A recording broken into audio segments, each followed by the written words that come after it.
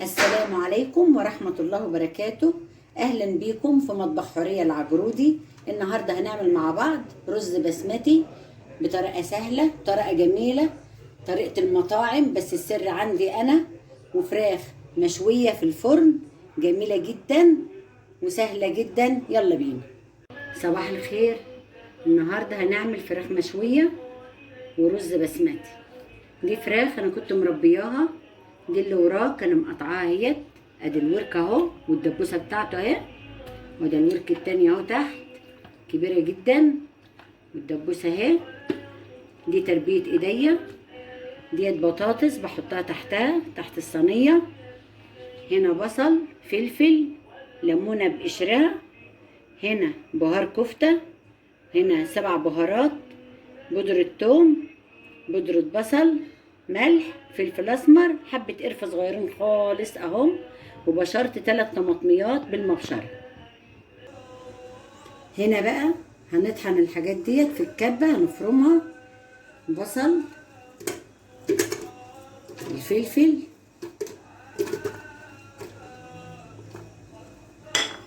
والليمونة بقشرها هنحطها بقشرها. القشرة بتشيل اي حاجة في الفراخ، وانا طبعا غسلاها غسيل مش هقول لكم.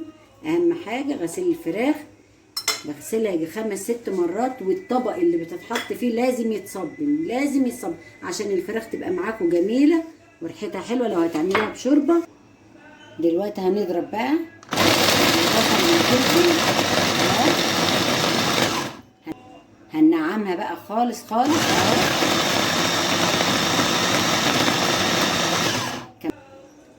ادي الحشوه بتاعت البهار، ادي الملح، ادي الفلفل، ادي بودره الثوم، وبودره البهار التاني الخفيف، وال7 بهارات. هنا بقى الطماطم اللي انا بشراها ما رضيتش اعملها في الكبه، عايزاها مبشوره لحمه خالص من غير القشر اهي. بعد ما قلبنا الطماطم مع التتبيله البصله، هنحط معلقه مستردة اهي، معلقه بسيطه خالص، ونقلبها في بعضها تاني اهي. نقلبها كويس خالص اهي.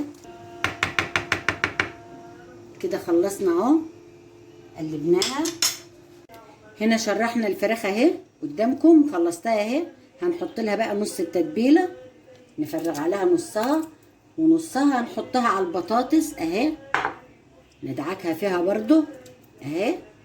نعمل البطاطس الاول اهي، نقلب البطاطس حلو،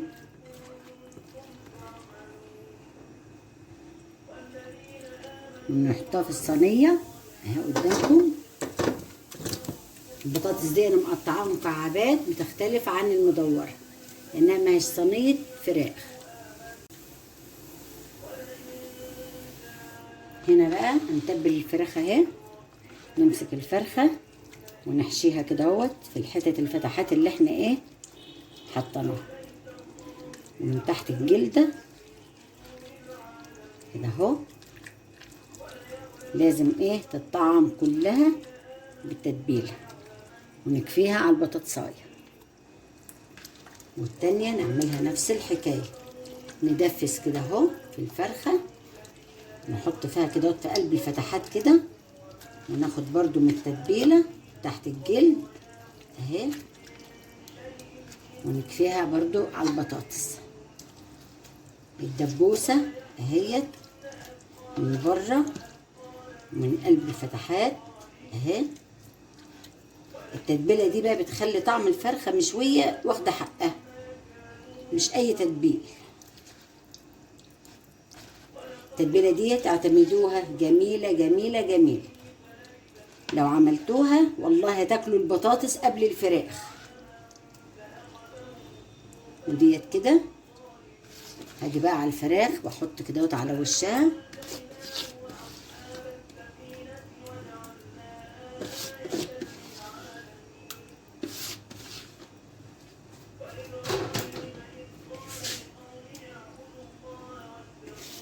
هركنها ساعة في التلاجة وبعدين ارجع لكم تاني واقول لكم هولع عليها. كده انا طلعت الفراخ من التلاجة، حطيتها على عين اهوت ووطيت عليها تاخد بس غلوه دقيقتين 2، وهدخلها الفرن. انا مولعه الفرن وموطيه عليه يسخن، وهروح منزلها على الفرن على طول. المهم ان هي بتاخد غلوه الاول فوق وبعدين هروح منزلها. مع بعض نعمل الرز البسمتي. هنا كوبايتين رز بسمتي غسلناهم ونقعناهم بقالهم الوقت ساعه. هنا البهارات بتاعتنا: قرفه، جنزبيل، ليمون لومي، ورقتين لورا، 2 مرقه. هنا بهار الكبسه والملح حبه صغيرين علشان المرقتين اللي معانا. بصلتين وضربناهم في الكبه. هنا زعفران نص معلقه ودوبناها في كوبايه الميه. هنا 3 طماطمات صغيرين ضربناهم برضو في الخلاط. يلا بينا. هنا حطينا 3 معالق زيت، هنحط معلقه سمنه اهي قدامكم، وهننزل عليهم بالبصله.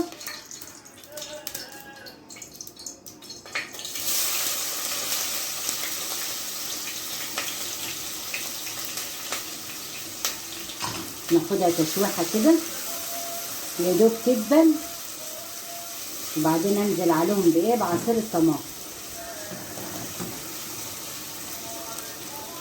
ده طريقه جميله جميله، وبيبقى الرز خفيف وحلو خالص. جربوه بالطريقه دي هيعجبكم، جميل جميل والله. اهو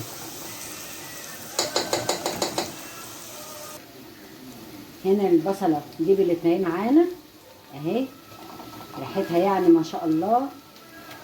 ننزل عليها بقى بالطماطم.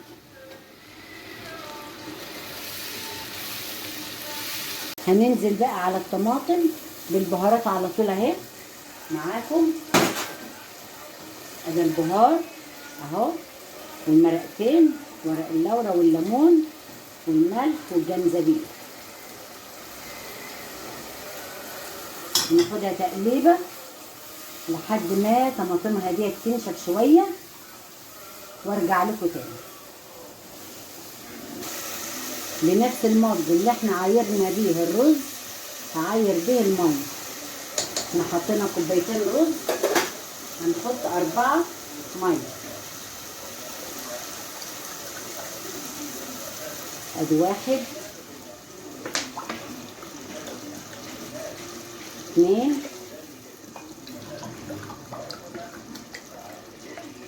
3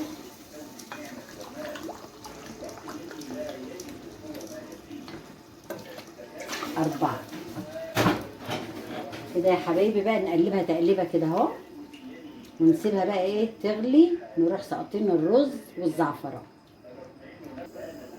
هنا الميه غلت معانا اهي، هننزل بالرز.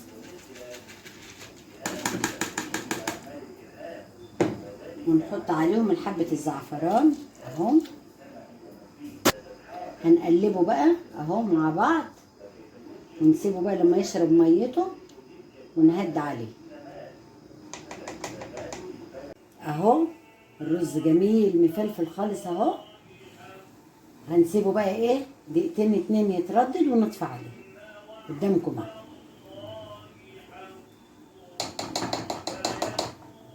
ريحته تحفه وجميل جميل جميل. كده طلعنا الفراخ من الفرن اهي، الريحه ما شاء الله قلب الشقه. وده الرز بتاعنا اهو والله تحفه. انا مش هقول لكم على ريحه الفراخ، اعملوها بالطريقه ديت وهتقولوا.